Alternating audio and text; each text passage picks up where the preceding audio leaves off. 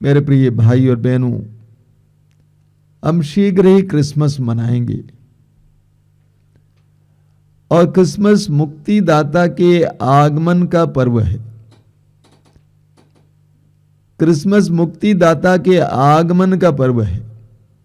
हम लूकस के समाचार के अध्याय 2 वाक्य 2, 10 और 11 में पढ़ते हैं कि जब प्रभु यीशु का जन्म हुआ, स्वर्गदूतों ने खेत में अपनी भेड़ों की रखवाली करने वाले गरीब गडेरियों को इसका संदेश सुनाया और कहा कि हम आपको आनंद का संदेश सुनाते हैं। दाऊद के नगर में आप लोगों के मुक्तिदाता का जन्म हुआ है। दाऊद के नगर में आप लोगों के मुक्तिदाता का जन्म हुआ है। स्वर्गदूत कहता है ये आप सबके लिए आनंद का संदेश है। वास्तव में मुक्तिदाता का आगमन सारी मानव जाति के लिए आनंद का संदेश है। संसार में हर मनुष्य मुक्ति चाहता है। विशेष करके आज के जमाने में इंसान बहुत परेशान है। हर कोई मुक्ति चाहता है, पाप से मुक्ति, बंधनों से मुक्ति, दुष्ट आत्माओं से मुक्ति, गरीबी से मुक्ति, बुरी आदतों से मुक्ति। लोग परेशान हैं और इस संसार में मानव इतिहास में कई धर्मगुरु महापुरुष संसार के विभिन्न कोनों में आए हैं जो मुक्ति के बारे में बोले हैं, जो मुक्ति के मार्ग बताए हैं। लेकिन प्रभु यीशु को हम मुक्तिदाता कहते हैं। यीशु को हम मुक्तिदाता क्यों कहते हैं? क्योंकि यीशु ने मुक्ति दिया, यीशु मुक्ति देते हैं, इसीलिए उनको हम मुक्तिदाता कहते हैं। आज के इस प्रवचन में हम इस बात पर मनन करेंगे कि प्रभु यीशु हमें किससे मुक्ति देते हैं। सबसे पहले पाप से मुक्ति देते हैं। यीशु के जन्म से पहले स्वर्गदूत ने यूसुफ को दर्शन दिया। मत्ती के समाचार के अध्याय 1 वाक्य 21 में हम पढ़ते हैं, और यूसुफ से कहा गया आप उसका नाम यीशु रखेंगे क्योंकि वह अपने लोगों को उनके पापों से मुक्त करेगा। आप उनका नाम यीशु रखेंगे। यीशु नाम का अर्थ है ईश्वर बचाता है। यीशु नाम का अर्थ है ईश्वर बचाता है। स्वर्गदूत ने कहा वह अपने लोगों को पाप से मुक्त करेंगे। पाप मनुष्य का सबसे बड़ा बोझ है। पाप मनुष्य का सबसे बड़ा बोझ है और सबसे बड़ी समस्या है। प्रवक्ता ग्रंथ के अध्याय 21 उसके वाक्य 3 में हम पढ़ते हैं कि पाप के दांत सिंह के दांतों जैसे हैं जो मनुष्य की आत्मा का विनाश करते हैं। पाप के दांत सिंह के दांत के सदृश है जो मनुष्य के आत्मा का विनाश करते हैं। लोग पाप के कलंक से पीड़ित हैं। लोग पाप के बोझ से पीड़ित हैं। लोग पाप के कलंक से पीड़ित हैं। पाप के दाग से चिंतित हैं। पाप के शाप से सताए जा रहे हैं और इसीलिए लोग भटक रहे हैं।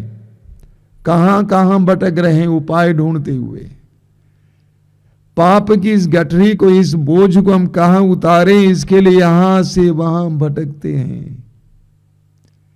प्रभु यीशु इस संसार में हमें पाप से मुक्ति देने आए। लूकस के सुसमाचार के अध्याय 5 में हम पढ़ते हैं कि प्रभु यीशु एक घर पे सुसमाचार की घोषणा कर रहे थे और कुछ लोग एक अर्धांग रोगी को यीशु के सामने लाना चाहते थे, लेकिन भीड़ के कारण वे ला नहीं सके।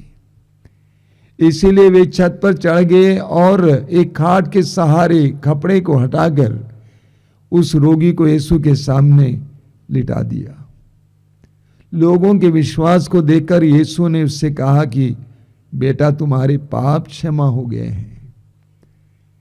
वहां बैठे लोगों ने आपस में कहा कि पाप क्षमा करने वाला ये कौन है? ईश्वर को छोड़कर और कोई पाप क्षमा नहीं कर सकता। ये सच्चाई है। इस दुनिया में कोई भी पाप क्षमा नहीं कर सकता है।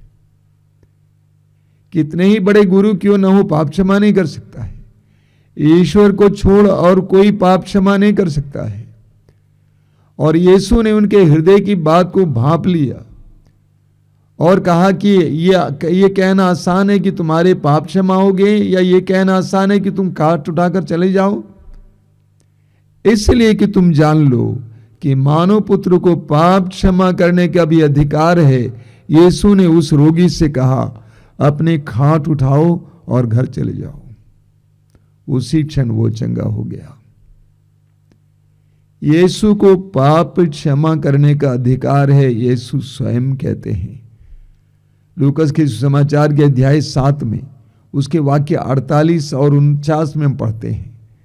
प्रभु यीशु सिमेयोन के घर पे भोजन पर बैठे थे और यीशु के सामने एक बदनाम नारी आती है, नगर की बदनाम नारी, और वह यीशु के सामने खड़ी होती है और इतना रोती है कि यीशु के चरण उसके आंसुओं से धुल जाते हैं।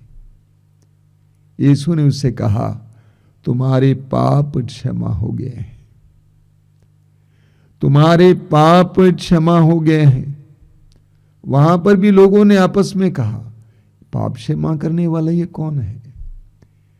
यीशु को पाप क्षमा करने का अधिकार है। यूहन्ना के सुसमाचार के अध्याय 8 वाक्य 34 में प्रभु यीशु कहते हैं, जो पाप करता है वो पाप का दास है।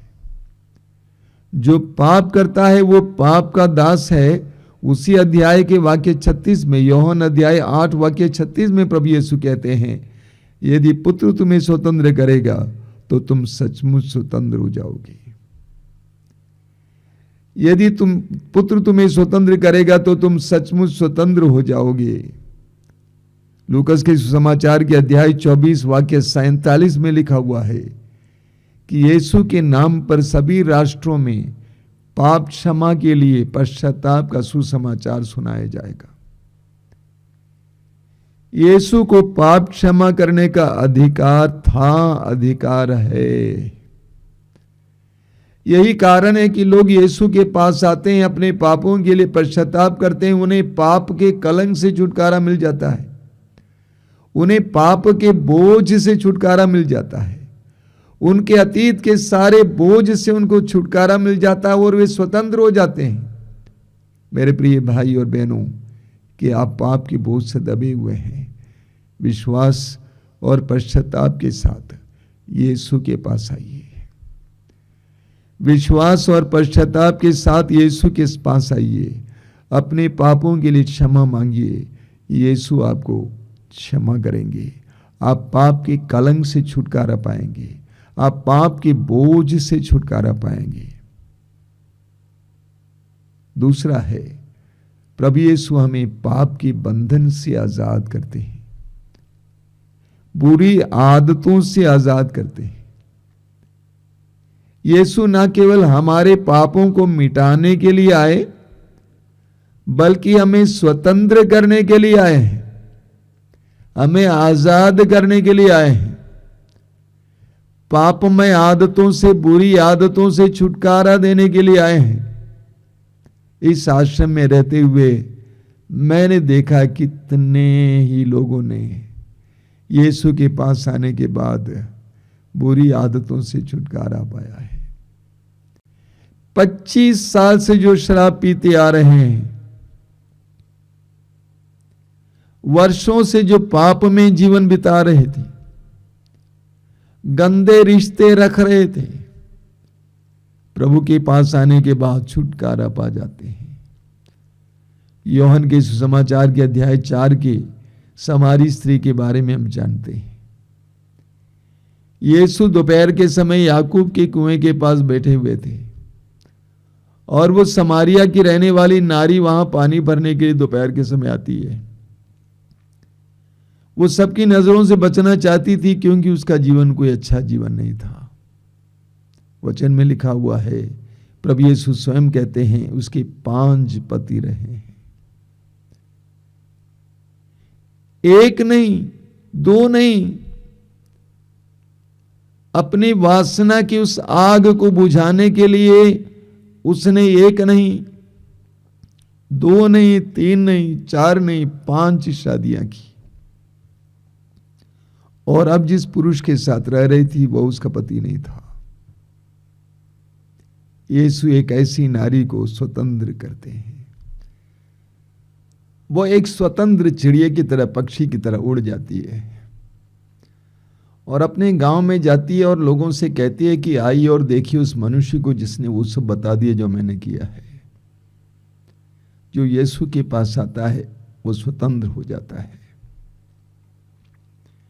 लूकस के सुसमाचार के अध्याय 19 के जक्केउस के बारे में कौन नहीं जानता है।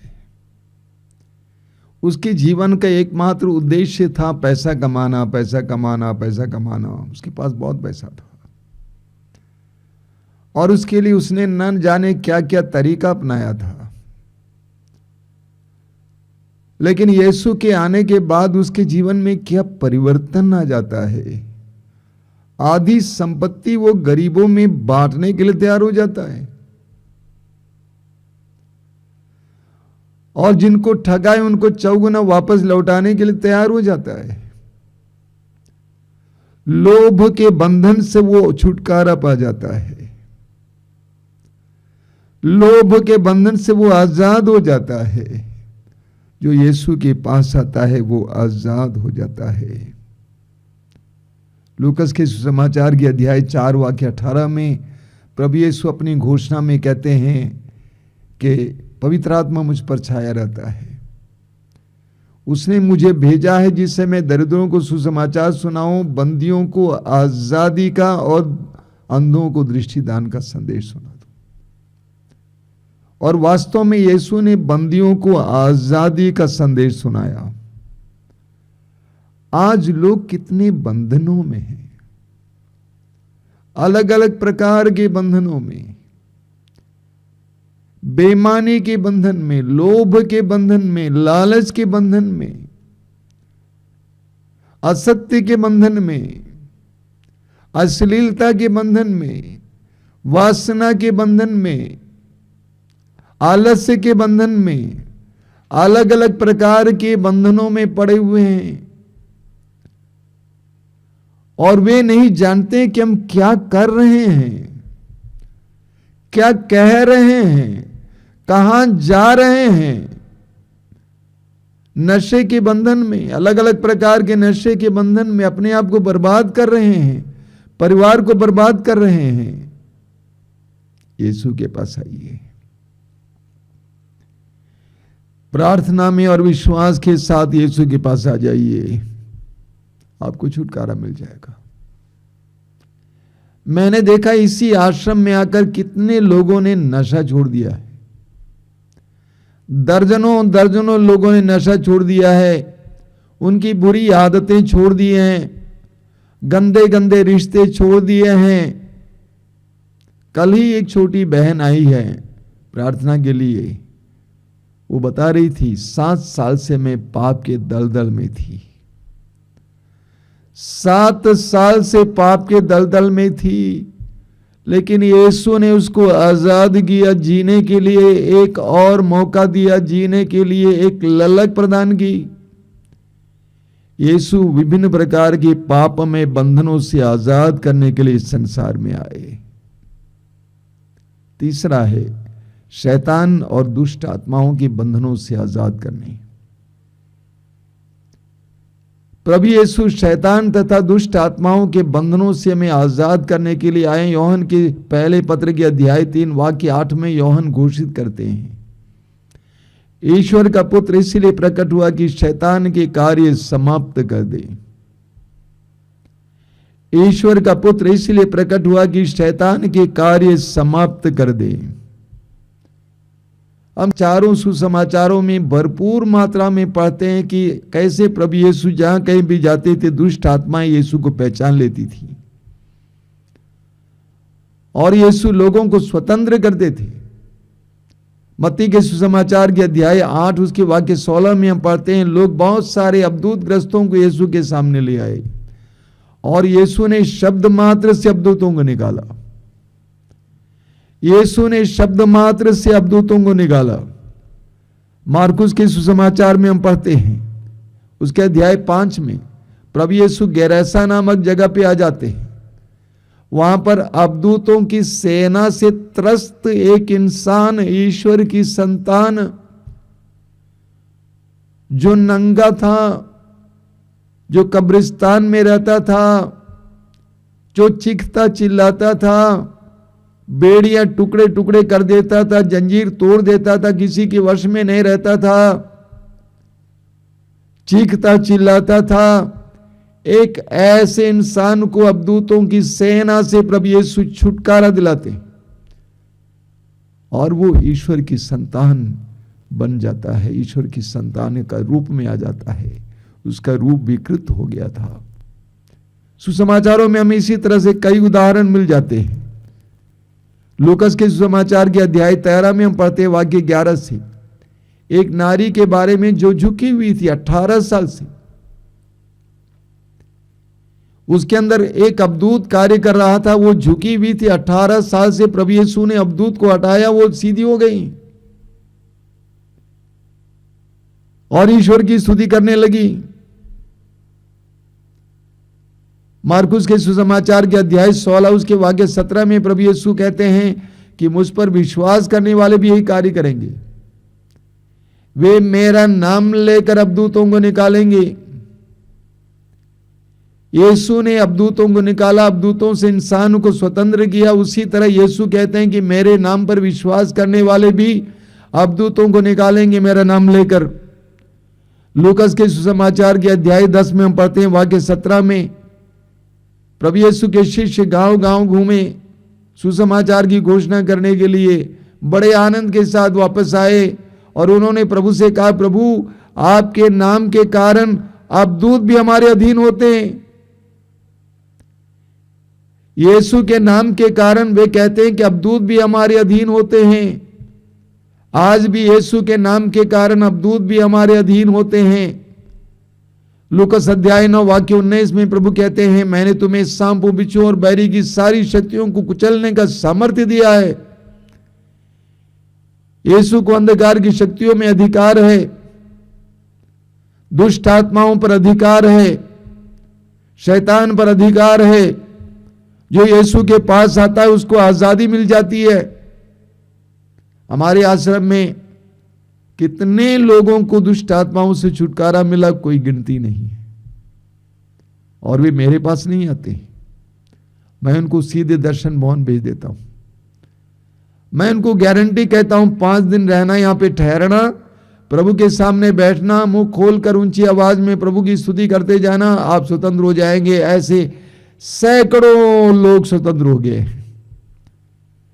प्रभु यीशु इस संसार में आए हमें शैतान और दुष्ट आत्माओं के हर प्रकार के बंधन से आजाद करने के लिए। आज भी यीशु आजादी दे रहे हैं। इसी वक्त आप में से कई लोगों को कई प्रकार की बुरी आदतों से छुटकारा मिल रहा है, कई प्रकार की दुष्ट आत्माओं के सतावट से छुटकारा मिल रहा है। यीशु इस संसार में हमें दुष्ट आत्माओं और शैतान पर अधिकार देने के लिए आए और उससे स्वतंत्र करने के लिए आए हैं। चौथा है रोगों से चंगाई देने के लिए। चारों सुसमाचारों में हम पढ़ते हैं कि प्रभु यीशु सुसमाचार की घोषणा के दौरान काफी समय रोगियों की चंगाई के लिए बिताते थे। उनके दिल में रोगियों के प्रति दर्द था, क्योंकि रोग एक ऐसी अवस्था है जब इंसान टूट जाता है, उसका विश्वास टूट जाता है, वो निराश हो जाता है। इसलिए चारों ओर प्रभु यीशु घूमते थे, रोगियों को चंगा करते थे।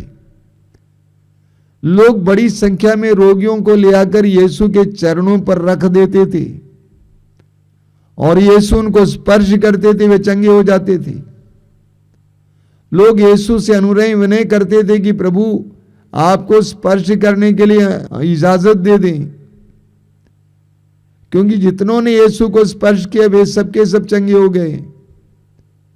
लूकस के सुसमाचार के अध्याय 6 वाक्य 19 में पढ़ते हैं कि लोग यीशु को स्पर्श करने का प्रयत्न करते थे, क्योंकि उनके शरीर से शक्ति निकलती थी और सब रोगियों को चंगा करती थी।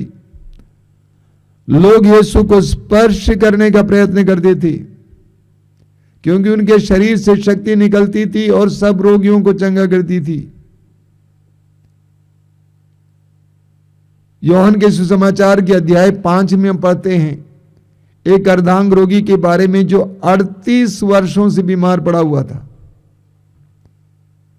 38 वर्षों से बीमार पड़ा हुआ था, लेकिन प्रभु यीशु ने उसको पल भर में चंगा किया। मार्कुस के सुसमाचार के अध्याय 5 में हम उस नारी के बारे में पढ़ते हैं जो 12 वर्षों से पीड़ित थी, जिसको रक्तस्राव का रोग था। वैद्यों पर वैद्य बदलने से उसकी स्थिति और खराब हो गई थी। उसके पास कोई पैसा नहीं था। वह विश्वास के साथ यीशु के पास आई और यीशु के कपड़े के पल्ले को छू ली, वो चंगी हो गई। यूहन्ना के सुसमाचार के अध्याय 9 में हम पढ़ते हैं कि प्रभु यीशु ने एक जन्मांध को चंगा किया, जो जन्म से अंधा था, जिसकी आंख नाम की चीज नहीं थी, वो चंगा हो गया। वो देखने लगा, उसको आंखें मिल गईं। लूकास के सुसमाचार के अध्याय 17 में हम पढ़ते हैं कि प्रभु यीशु ने कोढ़ियों को चंगा किया। अन्यत्र भी हम पढ़ते हैं पल भर में वे शुद्ध हो गए, चंगे हो गए। इसी तरह प्रभु यीशु ने यह भी कहा कि शिष्य भी यही करेंगे। मार्कुस के सुसमाचार के अध्याय 16 वाक्य 17 में प्रभु यीशु कहते हैं, जो मुझ पर विश्वास करते हैं वे मेरे नाम पर हाथ रखेंगे और वे चंगे हो जाएंगे। तो प्रभु यीशु इस संसार में रोगियों को भी चंगा करने आए, विशेष करके उन रोगियों को जो मामूली दवाओं से छुटकारा नहीं मिलता है। मैं कई ऐसे लोगों के बारे में जानता हूं जिनको डॉक्टरों ने छोड़ दिया था, त्याग दिया था, लेकिन प्रभु यीशु ने चंगा किया है। बिना पैसा लिए, बिना लेप के, बिना दवा के, शब्द मात्र से चंगा किया है। मेरे सामने बहुत सारे उदाहरण इस समय आते हैं जो यीशु के पास आने से छुटकारा पाए, चंगे हो गए हैं। कई नारियां जिनको डॉक्टरों ने कहा कि आप कभी गर्भवती हो ही नहीं सकती हैं, उनको बच्चे मिले हैं। तो यीशु रोगियों को चंगा करने के लिए आए हैं। रोगियों को चंगा करने से रोगी उत्साहित हो जाते हैं, वे जीवित प्रभु पर विश्वास करने लगते हैं, वे उद्धार के मार्ग पर चलने लगते हैं, वे प्रभु की आज्ञाओं का पालन करने लगते हैं। तो यीशु इस संसार में रोगियों को मुक्त करने के लिए आए, रोगियों को मुक्ति देने के लिए आए। अंत में यीशु हमें मृत्यु के बंधन से आजाद करने के लिए आए हैं।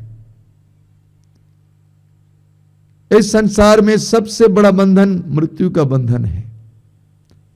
सबसे बड़ा बंधन मृत्यु का बंधन है।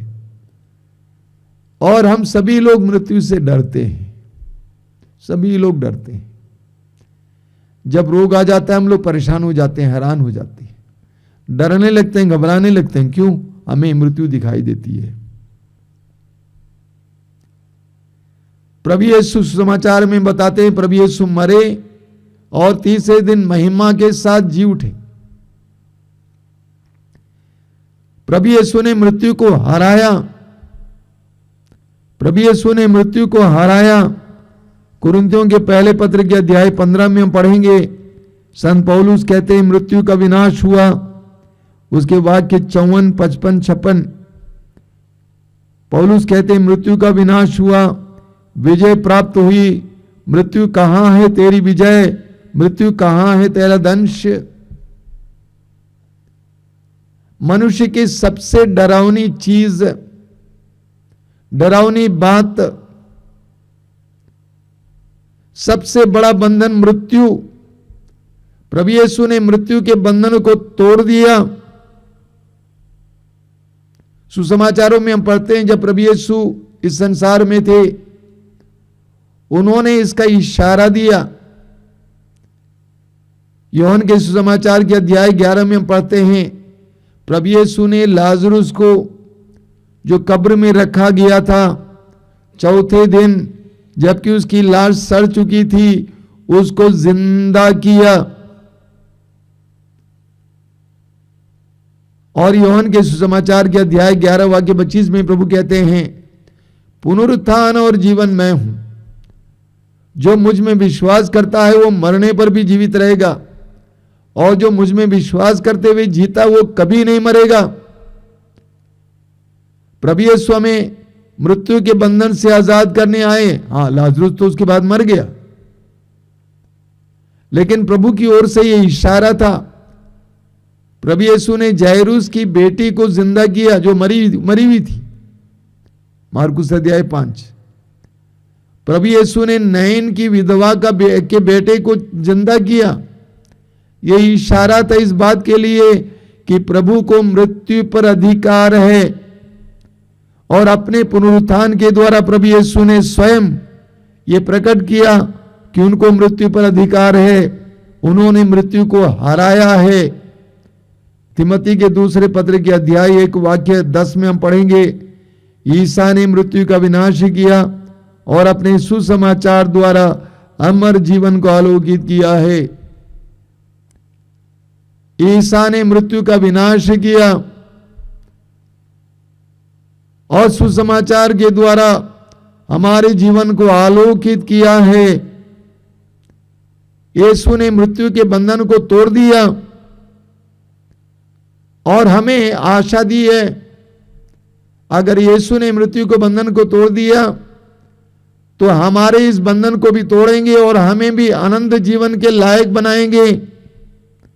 प्रकाशना ग्रंथ अध्याय 1 वाक्य 17 और 18 प्रभु कहते हैं, मत डरो, डरो मत, आदि और अंत मैं हूं।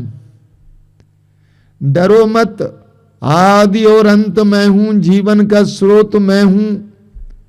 मैं मर गया था, देखो मैं अनंत काल तक जीवित रहूंगा। मृत्यु और अधोलोक की कुंजियां मेरे पास हैं। बहुत शक्तिशाली वचन है। प्रभु कहते हैं मत डरो, आदि और अंत मैं हूं, alpha and omega, I am the alpha and omega. आदि और अंत मैं हूं, जीवन का स्रोत मैं हूं। मैं मर गया था, देखो मैं अनंत काल तक जीवित रहूंगा। मृत्यु और अधोलोक की कुंजियां मेरे पास हैं, इसलिए मत डरो। प्रभु यीशु ने हमारे लिए मृत्यु के बंधन को तोड़कर जीवन का द्वार खोल दिया है। यूहन्ना के सुसमाचार के अध्याय 14 उसके वाक्य 6 में प्रभु यीशु कहते हैं, मार्ग, सत्य और जीवन मैं हूं। मार्ग, सत्य और जीवन मैं हूं। मुझसे होकर गए बिना कोई भी पिता के पास नहीं पहुंच सकता है। यीशु ने हमारे लिए मार्ग तैयार किया है। मृत्यु को बंधन को तोड़कर हमारे लिए अनंत जीवन के लिए मार्ग खोला है। एक विश्वासी के लिए मृत्यु जीवन का विनाश नहीं है, बल्कि जीवन का विकास है। यूहन्ना के सुसमाचार के अध्याय 3 उसके वाक्य 16 में हम पढ़ते हैं, ईश्वर ने संसार से इतना प्यार किया कि उसने उसके लिए अपने इकलौते पुत्र को अर्पित किया, जिससे जो भी उसमें विश्वास करे उसका सर्वनाश न हो, बल्कि उसे अनंत जीवन मिले। तो मुक्ति का मतलब हमारे लिए, उद्धार का मतलब हमारे लिए सिर्फ पाप से मुक्ति, बुरी आदतों से मुक्ति, दुष्ट आत्माओं से मुक्ति, रोगों से मुक्ति नहीं है, बल्कि मृत्यु से मुक्ति और अनंत जीवन के लिए तैयार हो जाना। हमारे लिए मुक्ति अनंत जीवन की प्राप्ति है। हमारे लिए मुक्ति अनंत जीवन की प्राप्ति है। उस प्राप्ति के लिए प्रभु यीशु तैयार करने के लिए इस संसार में आए। मेरे प्रिय भाई और बहनों, प्रभु यीशु मुक्ति दाता बनकर आए, हमें आजाद करने के लिए, हमें स्वतंत्र करने के लिए, हमें अनंत जीवन के योग्य बनाने के लिए प्रज्ञा ग्रंथ अध्याय 2 23 और 24 में हम पढ़ेंगे। वाक्य 23 में हम पढ़ते हैं, ईश्वर ने मनुष्य को अमर बनाया। ईश्वर ने मनुष्य को अमर बनाया। हम अमरता के लिए बनाए गए हैं, हम अनंत जीवन के लिए बनाए गए हैं। और यीशु ने मृत्यु के बंधन को तोड़कर हमारे लिए अनंत जीवन का मार्ग खोल दिया है। जो यीशु पर विश्वास करते हुए जीवन जीता है वो मरता नहीं है। उसका शरीर जो मिट्टी है, मिट्टी में मिल जाता है, लेकिन वो अनंतता में प्रवेश करता है, उसे अनंत जीवन प्राप्त होता है। प्रभु यीशु इस संसार में मुक्ति देने के लिए आए हैं और इसलिए उनका नाम है मुक्तिदाता। और उस मुक्तिदाता के आगमन के लिए हम तैयारी कर रहे हैं। मैं प्रार्थना करता हूं कि इस वर्ष का क्रिसमस हमारे लिए सचमुच मुक्ति का एहसास हो। आइए हम प्रार्थना करें। प्रभु यीशु धन्यवाद देते हैं इन सुंदर पलों के लिए, तेरे पवित्र वचनों के लिए धन्यवाद देते हैं यीशु। तेरे पवित्र वचनों के द्वारा तूने हमें समझाया है, तू इस संसार में मुक्ति देने के लिए आया है। प्रेरित चरित्र के अध्याय 4 वाक्य 12 में पेतरुस ने घोषित किया, समस्त संसार में यीशु नाम के सिवा मनुष्यों को कोई दूसरा नाम नहीं दिया गया है जिसके द्वारा मनुष्य को मुक्ति मिल सकती है। हाँ यीशु, हम स्वीकार करते हैं तू ही हमारे मुक्तिदाता है, तू ही हमारा मुक्तिदाता, हमारे परिवार का मुक्तिदाता है, तू ही संसार का मुक्तिदाता है। हर प्रकार के बंधन से आजाद करने वाला, पाप के बंधन और बोझ से छुटकारा देने वाला, बुरी आदतों से छुटकारा देने वाला, दुष्ट आत्माओं से छुटकारा देने वाला, रोगों से मुक्ति देने वाला और विशेष करके मृत्यु के भय और मृत्यु के बंधन से आजाद करने वाला, अनंत जीवन प्रदान करने वाला एकमात्र तू यीशु है। यीशु यीशु यीशु नाम का मतलब ईश्वर बचाता है। हम स्वीकार करते, अंगीकार करते हैं। प्रभु यीशु इस वर्ष का क्रिसमस हमारे लिए वास्तव में मुक्ति का अनुभव दे, मुक्ति का एहसास दे। धन्यवाद यीशु, तेरी स्तुति, तेरी आराधना, तेरी महिमा हो। Thank you Jesus. धन्यवाद यीशु।